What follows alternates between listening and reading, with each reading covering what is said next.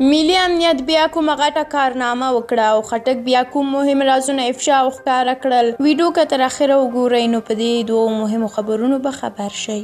د افغانستان د ملي امنیت ځانګړو ځواکونو د داعش خراسان څانګې قاضي القضات عبدالله اورکزی په هدفمند عملیاتو کې وواژه.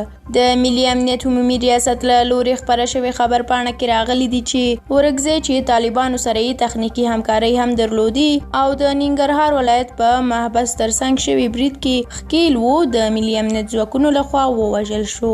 خبرپاڼه کاږي چې اورکزي د ملکي وګړو د وژنو فتوی ورکولې او د خلکو سرونه یې هم غوڅول. ملي امنیت نه دی ویلي چې اورکزی چیرته وژلی دی. او د دې ترڅنګ بل مهم خبر دا دی چې پښتون سیاستمدار افراسیاب خټک د هیواد د خپلواکۍ د 101مې کلیزې په مناسبت د مبارکۍ په پیغام کې ویلي چې نن هغه زوړ دښمن په نوې جامه کې د افغانانو په استقلال یرغل کوي. ښاغلی خټک پوښتنه کوي چې ترهګرو ته څوک راکټونه ورکوي چې د استقلال د جشن په ورځ یې په کابل ګزار کړي. ښاغلی خټک ټولو افغانانو ته د افغانستان د بشپړې ازادۍ ګټلو ورځې مبارکۍ ورکړې او په وینا یې د ستر غازي امان الله خان نوم به تل پاتې وي. د استقلال د ساتلو مبارزه نن هم روانه ده. افغانانو یو موټی شئ.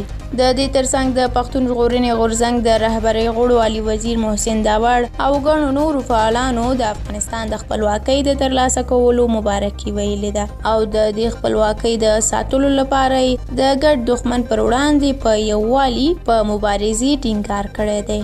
مننه درنو لیدونکو چې ویډیو م تر پایه ولیدله. که مو دا ویډیو خوښه شوي وي نو لایک یې کړئ. د همداسې نورو ویډیوګانو د لیدو لپاره زموږ یوټیوب چینل در سره سبسکرایب کړئ. تر بلې ویډیو الله مو مل شه.